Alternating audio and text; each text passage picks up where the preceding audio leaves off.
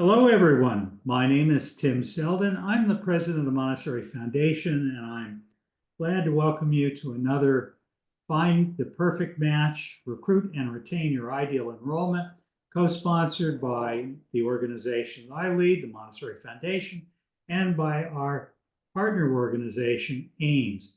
And I'll hand off to you, Clint. Appreciate it, Tim. Hey, everybody. Clint Losh here with AIMS, and that stands for Admissions Inquiry and Marketing Software. Best way to think about us is kind of like the HubSpot for schools. Um, happy to be here again. And today I know we're going to be talking about a topic that I love talking about. I feel like it's something we talk about, we all want to do, but sometimes time prevents us from doing it, and it has to do with content and content marketing. And I think it's going to become more and more important to develop content to attract those ideal families. And we're going to be diving into this, but I'm glad that's what we're talking about today. And um, I think when we say content marketing, that can mean a lot of different things to different people. Tim, when you hear content marketing, what's your first reaction, or what do you think about first?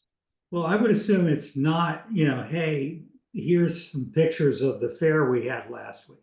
To me, it'd be something useful to the reader.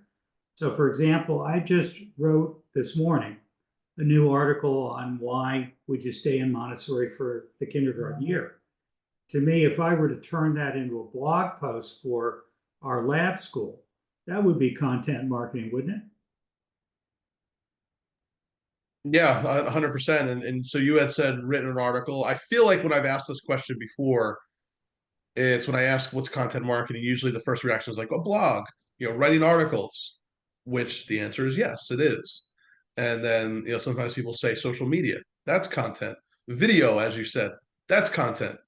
Um, and so, but I do agree with you. Well, I think content marketing as a whole, it could be anything that is consumed by a prospective parent where they can learn more about the school. Now, it could be something about, hey, here's what's happening on campus. It's a piece of content that may not be as robust or valuable as, a 1,000-word article about the values of a private school education, right? It's different, but different content. And I also think content serves different purposes for where somebody is in their journey for choosing a school as well. So, um, yeah, I think content marketing can definitely mean a lot of different things to different people. And one of the pieces of content that I've talked about a lot in the past and that people really like, but it is very time consuming, but very different. It's the concept of lead magnets. So downloadable guides, downloadable PDFs, that's content marketing. So think about anything that you create as content that can be consumed. And one thing that I wanted to share, and maybe this can help, really kick us off here in terms of, why content. So in the email that people had to get here to watch this, we talked about why content marketing, why it can be a differentiator, why is it important. Let me share. Can I share my screen?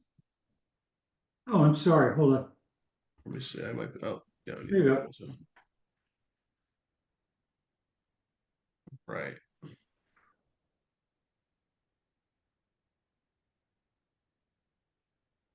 Go. I'm going to share. All right. And I may have shared this before. Let me go to present mode.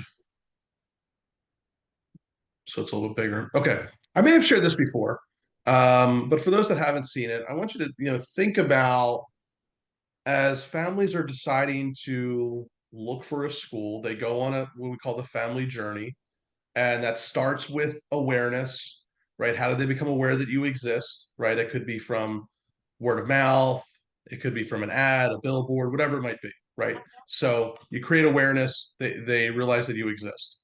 Then they might go to Google, search for you, look for schools near me, where are you at on the map, right? They might be searching on there for schools in general, right? So they go to Google and then they check out your reputation. And by reputation, I mean they're reading reviews. So reviews, content, right? So reading reviews, reading articles, checking out social media, talking with friends and family.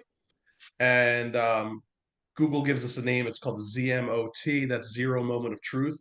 This is the moment somebody is going to decide whether to move forward or not move forward with you, or at least to take the extra effort to pick up the phone and talk to the admissions office or schedule a tour, right? And then they come on campus, they tour, hopefully they apply, enroll, and have a great experience, and then they influence the next person's decision. But I bring this up in the realm of content marketing because all of these different stages here, the blue, the green, the yellow, all of this is happening without any them talking to anybody at the school. At the point of conversion, right? They're touring, they're applying to you, touring with you, and probably 3, 4, 5 other schools. And at this point, there's communication happening. That's content. And all of this content is designed to hopefully help them to take the next step in their journey. And so, again, I bring all of this up because HubSpot actually had this data saying that 70% of somebody's decision is made before their first interaction at your organization. So think about that. By the time somebody comes on a tour, there's a good chance that their mind might be kind of made up already because of everything that they've already learned about your school. So we have to take this information and how do we create that content that's going to help influence that decision? So by the time they do come on campus, they're just looking for confirmation of what they already learned through that content previously. Does that make sense? Sure does. Cool. All right. So I will, that's the main thing that I wanted to share is that family journey. So when it comes to creating content, how do you decide what content to create? What's the most valuable content? Because there can be a lot of different ways to create content, a lot of different content to create: social media content, articles, videos, emails, newsletters, you name it. How do you, you said you wrote an article. Have you been doing that for a while? Do you prioritize articles over everything else? What do you find to be the most helpful for schools? Well, I mean, speaking for me as somebody who is somewhat involved in the day-to-day life of a school still, I know that video is much better than something that's static that they read. And I gave you the example because I'm a Montessori school, and one of our bugaboos of most Montessori schools, can we convince parents to stay for the kindergarten year when they could go to public school for free? So I wrote an article about that. Probably that wouldn't be that much help in terms of getting someone to come for the first time. That might be useful for my own audience. So if I were to put that, send that out either as an email to the current parents or put that on Facebook for the school's page, wouldn't hurt, but it's not the same as, telling the story about a child who went to the school and is really successful today and had a great experience, or some video that answers a parent's question. Like, how do you find the right Montessori school? Wouldn't that be more of what you're talking about, Clint? You're muted. Thank you. You think after doing the Zoom stuff for so long, we remember to unmute. Yeah, I mean, and the way to think about that is answering the questions that are going on in the parent's mind, right? And then creating content around that to help them make those decisions, answer the questions, address objections. And I like video. I like video for two reasons. I mean, people are consuming more video than ever. The reason I like video as well is that you could take video and transcribe it and then turn it into a written article, right? So you can create a lot of different, repurpose it for several different mediums, and then people can consume it however they want. So again, I think one of the things I suspect is true is that there are people that are very comfortable with creating video on something like a smartphone. And there are other people who, that's a bridge too far. It really is intimidating. How do I create video? Seems like you need a professional for that. But kids and young people who are influencers are creating video all the time. Yeah, I get this question a lot. I actually used to co-host a workshop with a videographer, and we would run a 2-day workshop on using video for social media. And look, he was infinitely more knowledgeable and when it comes to video than I am. And what he just said, and yeah, he's got all the fancy equipment, but he was like, this is all you need, right? To create video content, this phone is all you need. It doesn't need to be professionally done.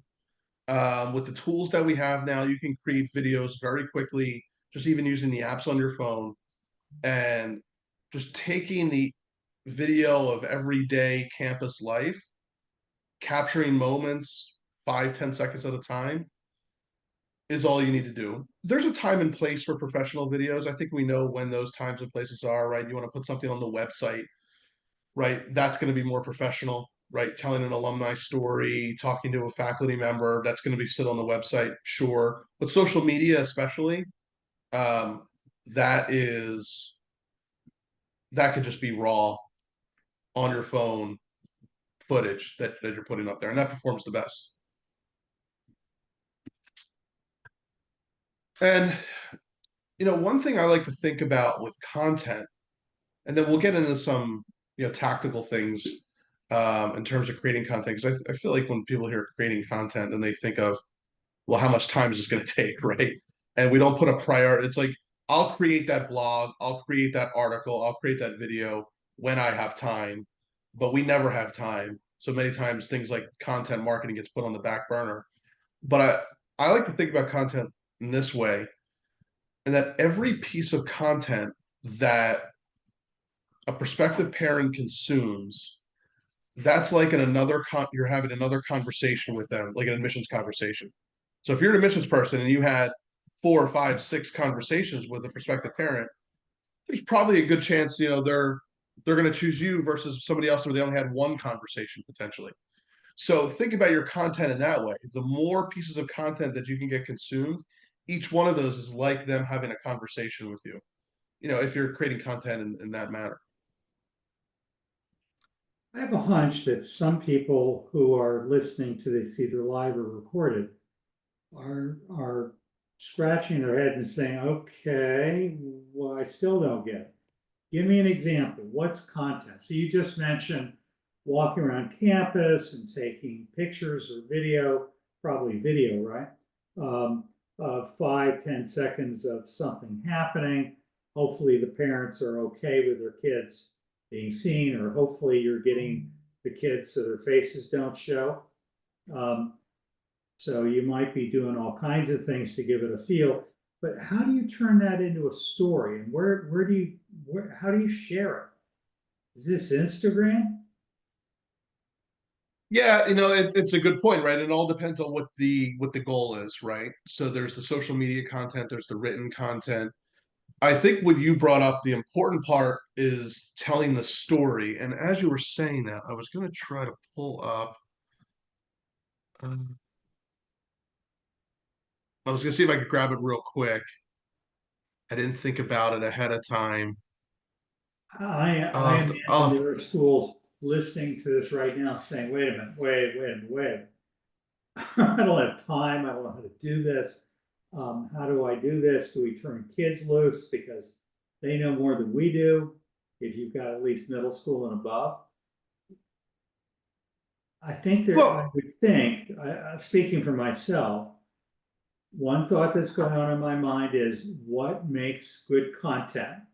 Yeah. What am I going to do? What am I trying to do? Am I answering questions, or am I giving people a virtual tour of our campus?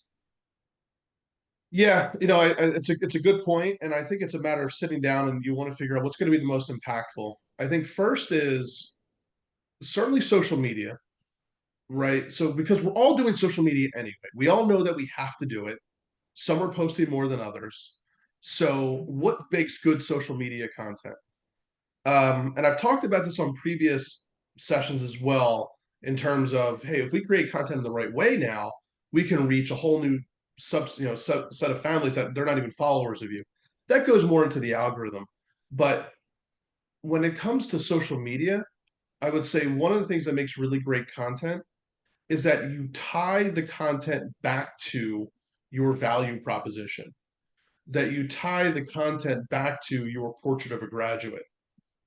Um, One of the examples that I like to use is what I was trying to find, if I could find it very quickly, um, is the example of this school. The part of their portrait of the graduate, the portrait of a graduate, if you don't have one, it's a series of like 5 statements about who your child is going to become when they graduate from your school. And this particular school, their portrait of one of their statements was, we're going to teach our students to be technologically adept, right? So it was all about technology. And then here they are, they're sharing their social media, and they have a video of the kids in their gym with 3D goggles on learning about Anne Frank, right? And that's a great article. That's a great visual, really unique academic feature. You know, not many people are doing that. So instead of reading the book, you're experiencing it in 3D. That's a great opportunity to say, you know, here's what our students are doing, and then say, and this is exactly what we offer at the school. We want our students to be prepared for the technology of tomorrow, and that's why they're using 3D now. And so be able to put in like that so what statement, right? Here's what they're doing. So what? Right? So if you always say to yourself, so what? And answer that question, that can make really good content and tell a story.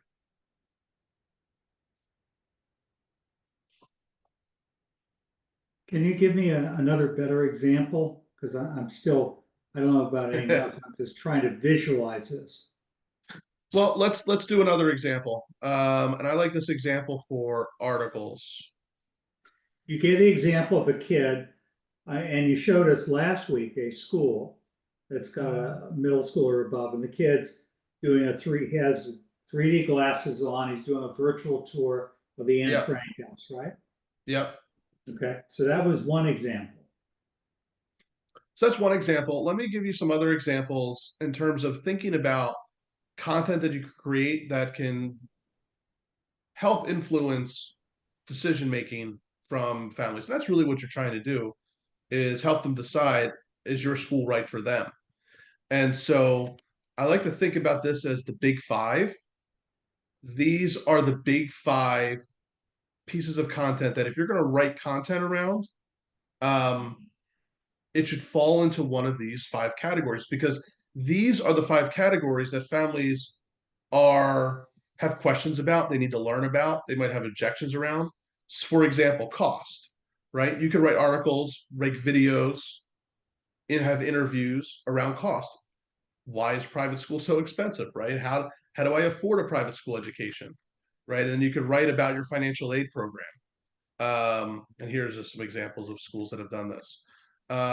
Address problems, right? How to survive freshman year. The school did a really nice job with this, where they actually asked current freshmen, or sorry, current like sophomore, junior, seniors, how did they survive freshman year? And their answers formulated a bigger ebook or guide that they created. Um, how do you navigate college admissions during the pandemic, right? So when the pandemic was happening, so many families were wondering, well, how do I do my interviews? How do I, figure out which college to choose? So if you're creating content around thinking about those questions that parents have, that that is the way to write content, right? One of the ways not to write content, by the way, is thinking about it for like SEO purposes. I was on a call with a school recently, and they had a blog. I was like, oh, why'd you start your blog? Why'd you start it? And they said, well, we're doing it for search engine optimization and moving us up in the rankings. I actually think that's the wrong purpose for creating content. Um, it can help you, and I like ranking high in Google, but you should be creating content for your families, not for Google, right? You'll naturally help move up in Google, but don't think about what should I write and then write what Google wants you to write. Write for your parents because that's who's going to be reading it, and you want it to be as valuable and as helpful as possible. So I know some people might be watching this and maybe have seen this before, but I think this is a great refresher, something that you always like. I would even print this out and put it right next to you. That as you're thinking about creating content, saying, does it fall into one of these 5 categories? And if it doesn't, you have to think about, should we create it, right? Should we take the time and resources? So comparison, all boys versus co-ed, public versus private, Montessori versus Waldorf, full immersion versus half immersion schools, right? So what's going to be the better type of school? K-8 versus K-12. Best of list. We all love listicles, right?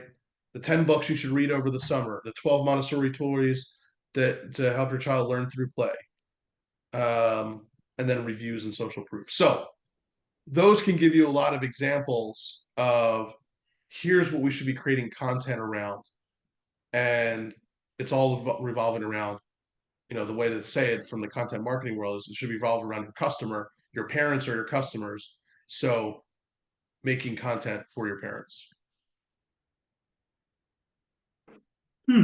So most of it, when you said content marketing, I was definitely thinking in terms of getting someone to call for the first time.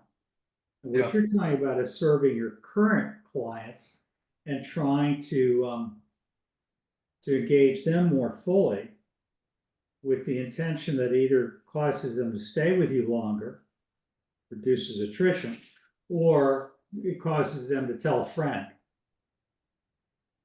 I would say it could be both. I think what we're talking about here is probably more on the prospective family, getting them to make that first phone call. But the more content that you create, even for your current families, that can help reinforce the value proposition, right? So especially on social media, I think many of us view social media as for our current families, even though there's a big component now more than ever about engaging prospective families through social. But social media is great for current families to show what's going on throughout the day because parents aren't there.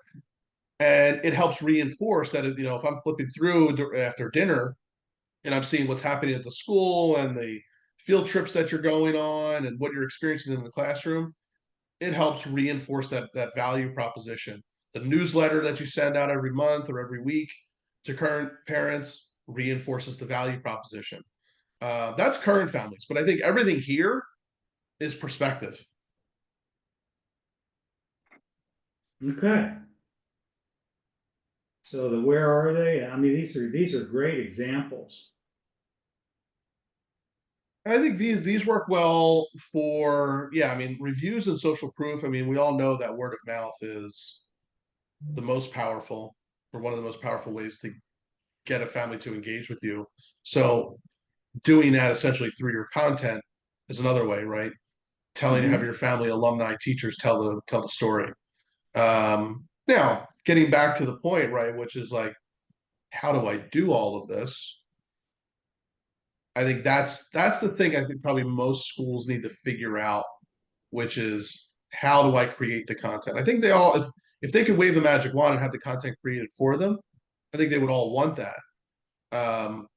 But it's how do I do it? Now, with the dawn of AI, it's made it a lot more accessible to create content. And I think if you're not using AI to create all of this content, you're probably costing yourself some hours. Because if you get some really good prompts in, you can definitely use something like a ChatGPT, and there's so many tools out there now that can make life so much easier for creating content, creating articles, creating captions for social media, giving you ideas for creating content. I think that's the other thing is if you're just stuck on ideas, you could just tell or ask ChatGPT, hey, I'm this school, here's who we are, give them more background about your school, create a 30-day social media calendar, create a 30-day blog post calendar, and it'll just give you ideas. And then So one of the things that people probably wish is that not only could they get ideas, because I think many of us who are beginning to dip our toes into the world of AI are getting blogs and emails and letters either improved or developed from scratch. Like it would be easy to go to ChatGPT and say, give me 100 listicles that Yeah. would, possibly be of interest to a parent of a 3, 4, 5-year-old or of a rising 7th grader, whatever. And you might give them a couple of examples. Here's a few examples. What can you do? But what about the actual creation of content for video? Because I think that's what causes people to freeze up the most. I realize you've got a great graphic on the screen, but before you dig into that deeper, any thoughts about that? I know we can use DALL-E to create a artificial image. What else can you do that might make it easier to create Instagram stuff? I think the easiest way to create Instagram stuff, I think there's two ways. Is yes, always have your phone and ready to go and capturing great moments, but even if you take your pictures, so here's let me work backwards. Let's think about Instagram. If you pull open your Instagram app, and you go to Reels and create a reel, and I'll stop sharing my screen right now just so let's see here. All right. So if you pull up on your phone, pull open Instagram, open the app, and open up your Reels, you are given options about how to create a video, and you're given templates that you can use. I highly recommend just using those templates for creating your videos, because one, they can give you good ideas, and then you could figure out, hey, I've already got something that could fit into here. And many times those video templates are just a series of images that they're splicing together. So you could create a video from your static images, like B-roll footage, right? Or B-roll or stock, not stock, but just B-roll, where you can take just still images and you just put them in, and it's telling a story. You put some text over top of it, and you've got a video. So you can make video like that. Now, obviously, there's a lot of other ways to create video, but if you're truly stuck and you're not making a lot of video, it's something that gives you a headache, just to think about. Yeah, I would just open up Instagram, go to templates, and just follow a template and try to create a video that way. Well, that's, again, I know for a lot of people who are older than 30, Instagram itself is a mystery. For example, I just opened my phone for a minute, and I know that I have access to a number of organizations, including our lab school, and just navigating from what I saw at first to the right place is tricky. So again, I think a lot of us need to either find a great person in our lives who knows this stuff, or we need to invest the time to learn how to do it, because it's, as you said, once you understand it, it's incredibly powerful. Yeah. Now, just because you put it out there, I created an Instagram reel. How do people discover it? I mean, how do I use that to get the message across? Do I get the link to that and I send it to somebody and send it to a list? What do I do? I think that's a good question, because I think that's probably the biggest thing biggest thing to be concerned with, or because we can feel like we create content and it's like, well, who sees it, who reads it, who watches it, and then if you're not getting that data fed back to you, it can cause you to, hey, I don't really need to create this today because I know nobody's watching it. So promoting your content, getting it seen, I think should be the one thing that you really focus on. because there are a lot of tools now to get your content created. So now we need to get it consumed. So how to get your content consumed? Social media, there's two ways. You can either pay for it or get it organically seen. So with Meta, you could put some money behind it, run an ad against it, right? You could boost it. Spend $50, get all of your followers, friends of followers to see your content. So you can always pay to get your content seen. Quick tip with that, if you're trying to figure out, well, what should we boost? When should we boost it? Do we boost all of our posts? That would get a little expensive. Certainly if you have like an event, you want to boost that. But one of the cadences I like to recommend getting into is that each week, if you're posting content, let's say you're posting content each day, and that's the recommended amount. Look back at the end of the week. What was the post that got the most organic engagement, the most shares, the most comments, the most likes? Like what did well just on its own?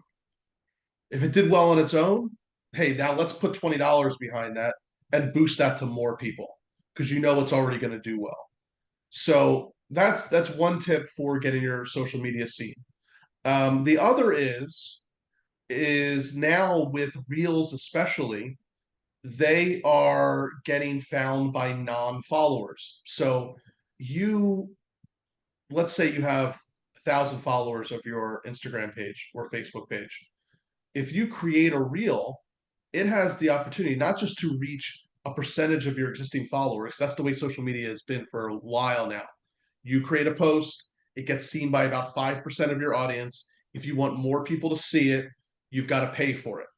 That's not the case anymore. If you create a post and there are people who aren't following you, but they're looking for that type of content, your content will get served to them, potentially served to them. So now when you go into your analytics, you can actually see how many followers and non-followers did this post reach. So right now, what we know is Reels have the best opportunity to not just go viral, but the best opportunity to get seen by non-followers. And that's followed by carousels, which are multi-image posts, and then single image posts are the lowest amount of engagement. So that's how you get your social media content seen. Sounds to me like anyone who's involved in school marketing and doesn't feel that they really have a good command of this would do well to go to YouTube and put in something like how to create an Instagram reel or Instagram reels for dummies. Yeah, it's one of those things where you just have to do it, right? Your first post is you're probably going to feel like it's terrible. Your 10th post is going to be a little bit better. And I know that if everybody's posting that, they've posted before, but if you're just not as comfortable with Reels, just start with the templates. Start with the templates that they give. Again, I'll see if I could do it very quickly, but yeah, just open up Instagram. Let me make sure I have that. Swipe to the right, click on Reels, and let's see. We want to pick. I'm going to do this right now. I'm in Instagram. Swipe to the right. Yeah, we want to do Reels. Okay. Now I'm here. I'm looking, and I see create. I see what appears to be an infinity sign. Wow, that's weird. Oh, I get it. Now I see at the bottom the word reel. Create with Reels. Hold on, where is it? Now I'm losing my place. No, that's what it is. Hold on, plus reel. Sorry, I gave you the wrong instructions. Open up Instagram one more time. It's open. Hit the plus button at the bottom. The plus, okay. Okay. Now scroll to Reel. Okay. And then at the top, it should say draft, save audio, templates. I see the word templates. Here we go. Click on templates. For you. Yeah, now you might be able to hear audio on my end. So now what you can do is you can scroll through what's trending, the types of trending templates. Okay. And you just pick one that you like. Some of them are just, I don't know if anybody could see, right? So I'm just scrolling through, right? So, maybe so see something like that. Like you could, obviously it's a car, but thinking about something like that, think about your last event that you had. Maybe you're just taking pictures of different classrooms. Think about all those quick images that are going around. Those could just be images of the latest event that you had. So in other words, if I'm seeing this, this is, it's, the guy has got, to turn off my virtual background.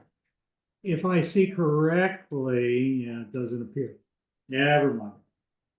Gosh darn with Zoom. I'm going to turn off my virtual background. This is so interesting. I wonder if my iPhone.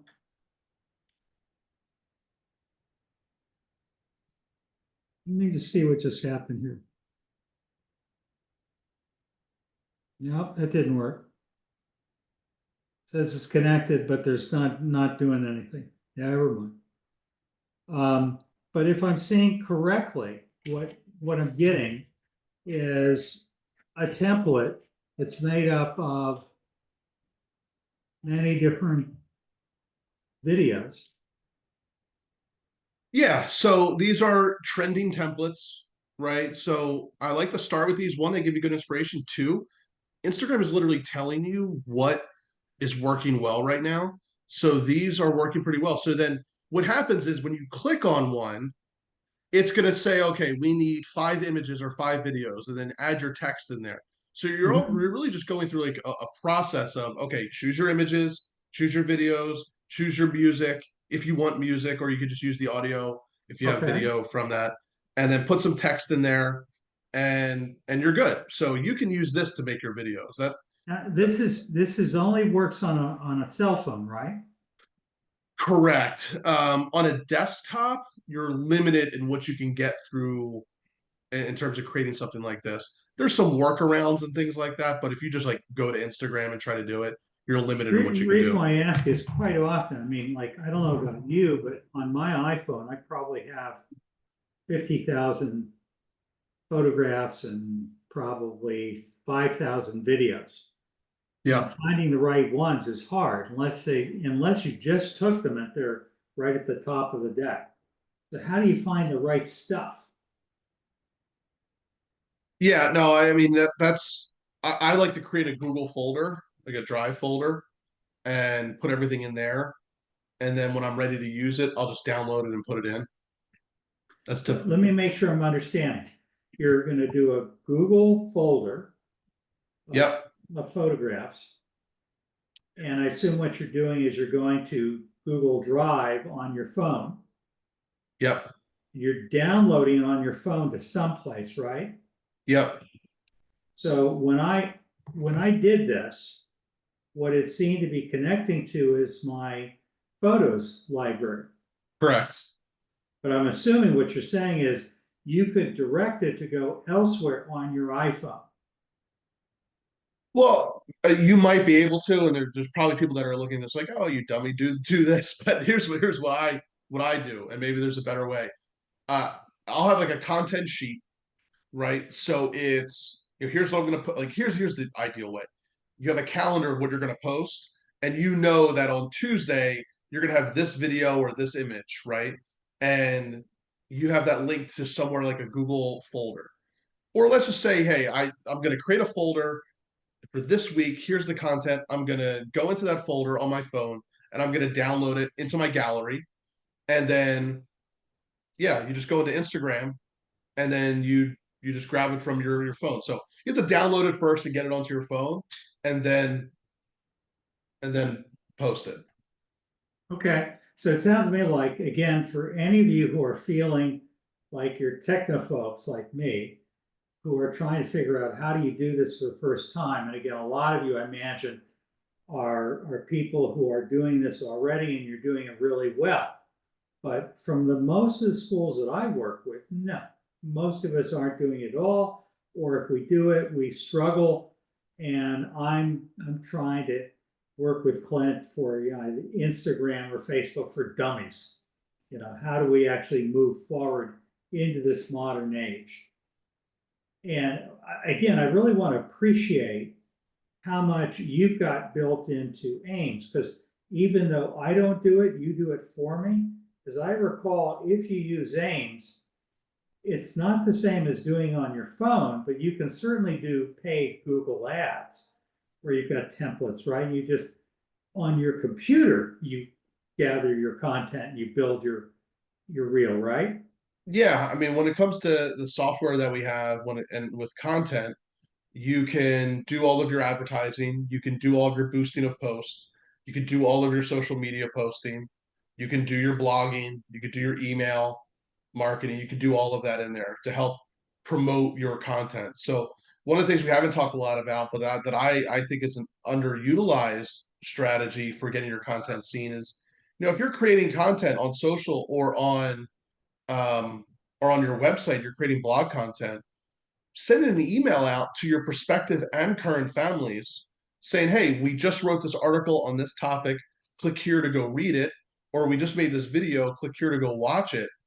Just sending out an email to people, directing them there. Many times that's the easiest thing to do. And it doesn't take very long either. And it's free. Mm-hmm. Well, So, once yeah. again, I mean, that's a good point. So again, if you've got software like Ames, which our school does, and even though I'm not the one who normally uses it, what you're saying is you're building up over time a group of people who have given you their name and their email address and more information. And you can manually build an email to send out to people. Um, and it could either be a link to an Instagram reel, I guess, if you know the URL for that, or Yeah, you could, right? You could say even things like, if you're not following already, take a look at our recent video on Instagram about the field trip that we just took to the beach, something like that. Um, and that could be a way to grow your followers. So you probably have people in your contact database that aren't following your social media. So it's another way to get them engaged. So if you think about this overall, let's getting back to, from a holistic standpoint, getting back to what we originally talked about, which is how do we get our families to consume the majority, as much content as possible? Imagine they're on your email list. You send them an email to read your blog, and then later that night they're flipping through social media and they see your social media posts. And then at some other point they see that you're running an ad for an open house. And then they check out YouTube and you've got a video over there, right? All these touch points, consuming content in different areas, video, written, email, right? Um, that's the real name of the game when it comes to content. How can we be in all these places as much as possible? And the thing is, schools are already doing a lot of this, and they have a lot of the content written or created. It's just a matter of kind of organizing it and putting it into a strategy that is the most challenging. hmm. So one of the things that again I'm sensing is that for at least this piece, I mean, today's webcast was all about, building enrollment and re-enrollment through content creation, which is what this is all about. And we talked about communicating it to the present parents, in others, what do they want to know? And we talked about using it to try to, either create more engagement with people who are nibbling at your toes. They're kind of on your radar, but they're not enrolled yet. Or throwing it out into the world and seeing if you can begin to build up a library. I know that for me, when I go to YouTube and I put in something that I'm interested in, whether it's a particular kind of car or how to solve a problem, whatever, or a period of history or an author I'm interested in, it'll start delivering content. And I particularly, if I find someone that's got good content, I subscribe. That same thing on Instagram, right? You follow them, and then it starts coming to you, especially if you're interested, like Yep. a parent who's interested in kid behavior, or positive discipline, or Montessori for toddlers, whatever it is. and you start building up a repertoire of stuff you've created that gives credibility to you as an expert, right? So that's exactly right. And that's a good way to think about this. Let's use the example of Montessori toys, right? Let's say a parent is searching on Amazon, is searching around and looking at um, toys, Montessori toys to buy at home. And then she goes on Instagram and she's looking at Montessori stuff, right? Other Montessori accounts, maybe other influencers in the Montessori world, brands around Montessori. If you've also created content, let's say around maybe you have a video showing the things that you have in your classroom, Montessori toys in the classroom, there's a chance that now you're going to show up on that person's feed because they're now currently engaged and looking for that content. The algorithm has determined you've got this content that might be of interest, and now you're going to show up on their feed. So that's why creating content around what families are looking for can be so valuable. It can just help you get found. Hmm. Well, this is a lot to digest, I think, for many people. By the way, when you make these posts, it used to be we would do hashtags, right? Yeah. And they're, if I understand correctly, they're not as important as they used to be. You'll hear conflicting advice. I actually just read something recently where somebody was like, "Yeah, continue to put 20 hashtags in your post." And then the other day I read something where if you do that, that'll actually hurt you. It used to be, 2 years ago or so. Yeah, put 20 to 30 hashtags in your post, and that's the way to get found. Not as big of a deal anymore. 5, 10 hashtags is okay. 5 or so is perfectly fine. Related to the post, something that's like local, um, something recognizable that's local, the town that you live in, things like that. Or the where you're located, town that you're located in, city, county, whatever it might be. That can help you get found locally as well. So not as important, but it's good to have some of those key ones in there. Cool. Wow, there's a lot to it. It's just you and me today, Clint. So can you think of anything else you want to share? No, this is good. This was good. When it comes to content marketing, it's like that was good. It usually leaves people with like there's a lot to do. Um, I think when it comes to content, just you start with one thing and tackle it, right? If you've been saying to yourself, "Hey, I've been really trying to get a blog together. Okay, how do I do that?" Um, start with that, right? Start with how do I get that first post created? Don't worry about the stuff that we just talked about on social media. Tackle that later. Or if social media is a big deal right now, okay, let's start thinking about how do I go create that first reel using a reel template. So I think it's just a matter of picking one thing, getting a quick win, and then building on that. Great. Clint, it's been a pleasure as always. What's coming up Always. next week?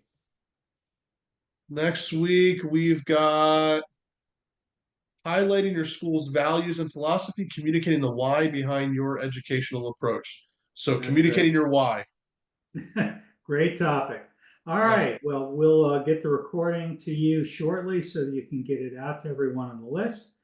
For all of you who are watching this later, thank you so much for your time and attention. If you're watching this on YouTube, subscribe. And we're just continuing to build a library of these rather highly unusual workshops. I mean, where else can you find how to market a private school by people who are not trying to sell you on a one-stop solution, their way of doing it. Bottom line is we're consultants at the Montessori Foundation. We help build strong schools. Part of that's marketing, admissions, and building community. Clint does have a software solution, and he's an agency. And I think the agency part is more important than the solution alone, because there's a lot of solutions. What Clint can do is help you develop your marketing program and track everyone who is going through your process. I find you to be very affordable, very responsive, and I really, as somebody who is actually out there in the market trying to recruit children, I really appreciated getting to know you, Clint. I appreciate it, Tim. Always enjoy the webcast, and yeah, this is great. Okay, we'll see everyone next week. All right. Thanks, Tim. Take care, everybody. Bye. Bye.